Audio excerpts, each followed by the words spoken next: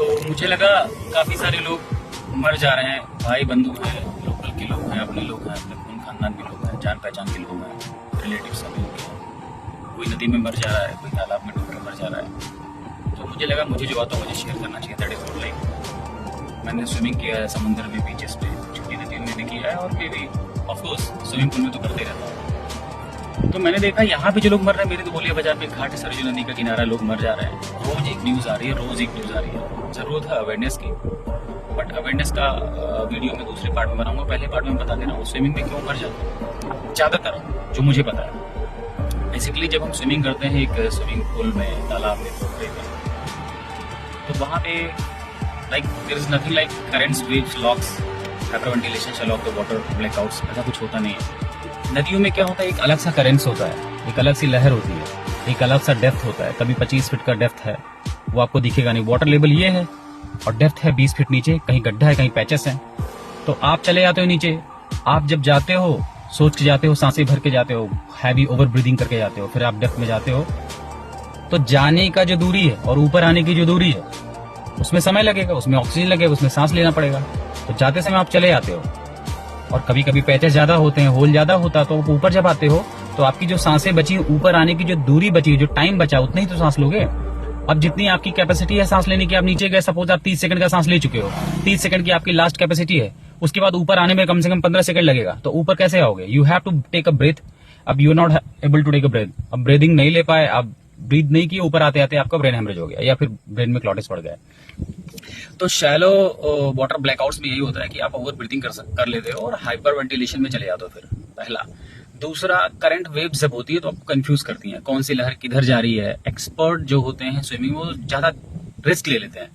जो एक्सपीरियंस होता है, जिसको एक्सपर्टाइज होता है, जिसको घमंड होता है, अहंकार होता है कि मैं सब जानता हूं, वो ज्यादा रिस्क ले लेता है। तो रिस्क तो ले लिया, बट नेचर इज बिग, प्रकृति तो बड़ा है। आप गए, वहां करंट्स आ रहे हैं अलग से, लॉक्स आ रहे हैं, सर्फ आ रहे हैं, वेव्स आ रहे हैं, अलग लहरें हैं, आप कंफ्यूज हो। आप तो नॉर्मल नदी में तैरे थे, तो आप कंफ्यूज हो जाते हो, आपको किधर तैरना है, किधर बहाव लेके जा रहा है, आप पैनिक हो जाते हो। पैनिक होने के बाद फिर वही बात हो गई, आपका लंग सपोर्ट कर रहा कि नहीं, आपको डिजीज कोई नहीं है, एपिलेप्सी तो नहीं है, हार्ट की कोई प्रॉब्लम तो नहीं, डायबिटीज तो नहीं है। वहां पे डिहाइड्रेशन होने लगता है, एक्सॉक्शन, इतना ज्यादा पावर लगता है कि आपका जो ब्रीदिंग नीचे जाने के बाद हाइपर वेंटिलेशन में ओवर ब्रीदिंग किया है, उसमें आपने कार्बन डाइऑक्साइड फिर तो निकालना होता है, लेकिन निकाल तो पा नहीं रहे हो क्योंकि आपको ऑक्सीजन चाहिए, ऑक्सीजन अंदर मिल नहीं रहा है। तो ओवरऑल नदियों के जो करंट्स होते हैं, लॉक्स होते हैं, ब्लॉक्स होते हैं, वेव्स होते हैं, लहर होती है, वो आपको कंफ्यूज करती है।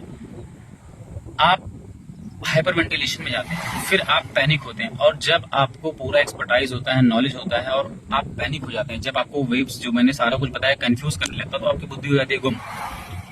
फिर बुद्धि गुम होने के बाद फिर वही चीजें आती हैं, अब ब्रीदिंग होती है, वहां ब्रीदिंग हो नहीं पाती। तो आप पैनिक में आने के बाद जो कुछ आपको आता है वो भी लॉस कर जाते हो। तो बिलीव मी, सरयू नदी को बेसिक टिप्स आपको पूछेंगे, बेसिक टिप्स क्या है, बचे कैसे है, तो भैया सरयू के लिए, बहते नदियों के लिए कोई बेसिक टिप्स नहीं होता है। इट्स अप टू यू कि आप कितनी सेफ्टी में जा रहे हैं, आपके साथ कोई है कि नहीं। अब पता चला आपको लो है, पानी करने जा रहा, रात को बियर पी के चले गए, दारू पी के चले गए नदी में, तो ये सारे एक्सपर्टाइज, सारी सीख दारू पीने के बाद खत्म हो जाती है। आप दारू पीने के बाद पैनिक भी हो जाते हो, कंफ्यूज भी हो जाते हो, करंट्स, लॉक्स और वेव्स, लहरें क्या कहना चाह रही है वो भी नहीं समझ पाते हो, कहाँ पैचेस है वो भी नहीं समझ पाते हो, हाइपर वेंटिलेशन में क्या करना वो भी नहीं समझ पा रहे हो, शैलो वाटर ब्लैकआउट्स में ज्यादा ब्रीदिंग हो गई है, ऑक्सीजन नहीं मिल पा रहा, वहां क्या करना नहीं समझ पा रहे हो, किधर को तैरना है, किधर को मूव करना वो भी नहीं समझ पा रहे हो। तो दारू पीने के बाद, अल्कोहल लेने के बाद तो भूल जाओ। और अगर बेसिक टिप्स की बात करूं, मैं बेसिक टिप्स में कुछ नहीं बताऊंगा कि आप नदी में जाओ ही मत। आप बहती नदी में, सरयू जैसी नदियों में जाओ ही मत। ये बताऊंगी नहीं मैं कि आपको जैकेट पहना, लाइफ जैकेट पहनना है, आप जाओ ही मत।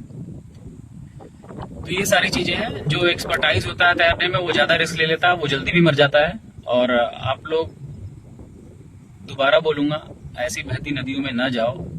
यू नेवर नो कि आपको लगता है आप एक्सपर्टाइज रखते हो, आपको नॉलेज है, बट डूब के मरने के चांसेस ज्यादा हैं। उसको प्रैक्टिस में मत लाओ, दूर रहो, कुछ और तरीका ढूंढ लो, गड्ढा बना लो, गांव में पैचेस बना लो, तिरपाल डाल लो, पानी भर लो, मड बैथ ले लो, मड स्विमिंग कर लो, कुछ और कर लो, बहुत सारे तरीके हैं। बट बहती नदी में वहाँ एडवेंचर करने मत जाओ, क्योंकि एडवेंचर सिर्फ दिखने में अच्छा लगता है, अगर उसका पूरा नॉलेज नहीं है तो नहीं करना चाहिए, और नॉलेज भी फेल हो जाता है प्रकृति के आगे। तो बिवेयर ऑफ दैट। जितने यूथ मेरे हैं सुन रहे हैं, वो प्लीज सरयू नदी में, उधर किधर भी नदी में ना जाएं जहां बहता पानी है।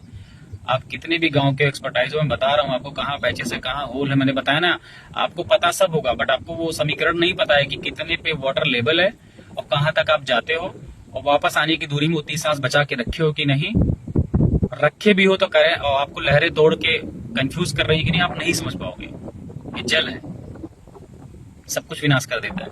तो हम आप तो एक छोटे से प्राणी हैं।